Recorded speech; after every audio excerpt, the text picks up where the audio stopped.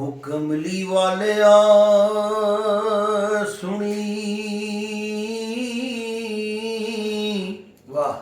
ਫਰਿਆਦ ਮੇਰੀ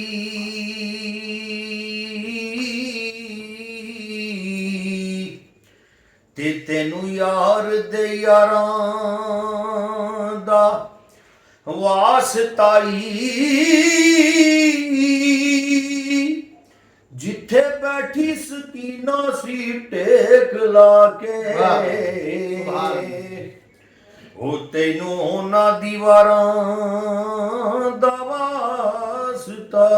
ਵਾਸਤਾਈ ਐ ਬਵਾਲਿਆਂ ਦੇ ਰੱਬਾ ਐ ਬਕਤੀ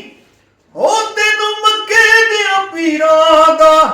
ਵਾਸਤਾਈ ਜੜੀਆਂ ਅਰਸ਼ ਉੱਤੇ ਕੀਤੀਆਂ ਬੈਠ ਗੱਲਾਂ ਸੁਭਾਨ ਅੱਲਾਹ ਹੋਣਾ ਪਾਕ ਤਹਿਰੀਰਾਂ ਦਾ ਵਾਸਤਾਈ ਹਿਜਰ ਤੇਰੇ ਵਿੱਚ ਅਨਬੀ ਮਾਈ ਤੇ ਮੈਂ ਰੋਹਾਈ ਮਾਰਾ ਹੋ ਰੱਬ ਦੀਆਂ ਖਾਸ ਹਬੀਬਾ ਸੁਣ ਲੈ ਤੇ ਸਾਡੀਆਂ ਹਾਲ ਪੁਕਾਰਾਂ ਜਿੱਥੇ ਰੋਂਦੇ ਸਣ ਉਹ ਇੱਕ ਵਾਰੀ ਵੇਖਾਂ ਤੇ ਮੈਂ ਵੇਖਾਂ ਉਹ ਗਾਰ ਵਾਹ ਵਾਹ।